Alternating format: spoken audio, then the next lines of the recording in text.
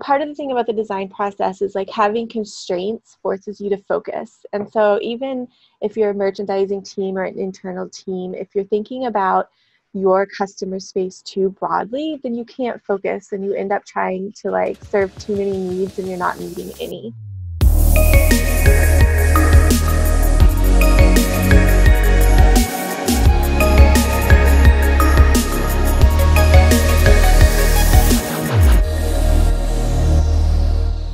It's very important to plant seeds and to think of long-term future for the business, and so you can bear fruit later.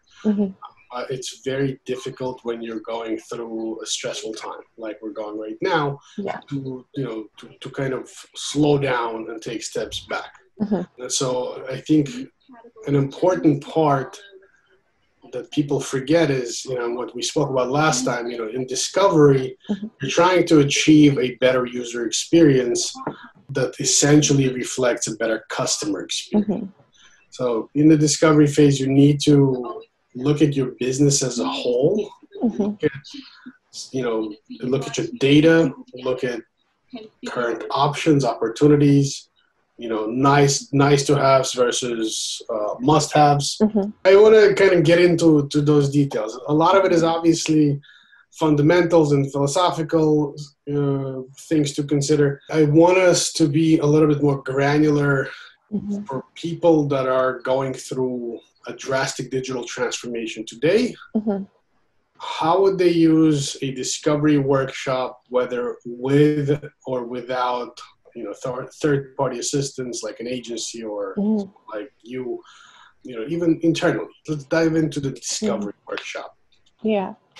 Well, I'm a little bit biased on the agency side because I think that workshops, one of the really key pieces of doing a workshop is sort of having this non-biased facilitation element. And so especially when you are going through something like what we are experiencing now, where, pretty much every problem you thought you had has to be completely reframed, completely redesigned. The research is all out the window because all of the human behavior around us is just completely different now. And so I think that having a third party or having somebody who's fairly neutral is really important in that kind of circumstance, because you just don't really know what kind of biases that you're bringing to the table. And especially for like a short workshop, like there are things that you can do in a workshop, especially if it's just an internally held one, where you like state or write out or otherwise document any potential assumptions or biases you might have before or like at the beginning of the workshop. So like just the act of putting it all out there, like we are assuming this, or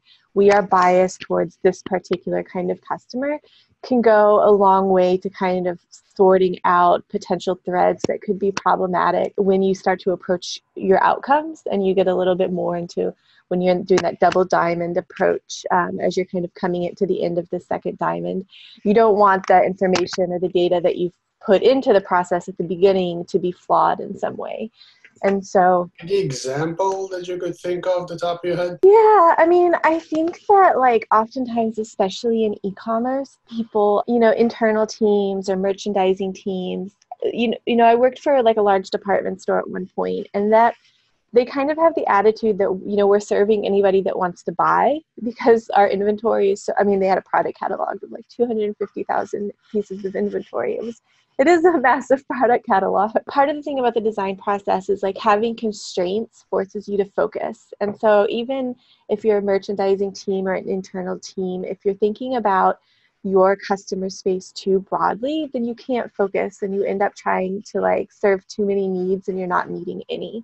And so if you state a lot of assumptions about like our customer is like the everyman, and then you can kind of work backwards from there. Okay, like what does the everyman mean? Actually, maybe our customer is a fashion forward millennial based in the Northeast. You might not want to be so demographically specific. Or, somebody who maybe wants clothing that is transitional from day to night because they're very active in like the urban space. Or, you can kind of frame it as things like that so that you can sort of narrow down and come to a stylistic direction for the brand that'll like really reflect on the homepage that might be appealing to like a wide variety of people, but it's so appealing because it's clearly focused and narrowed and there are boundaries to it.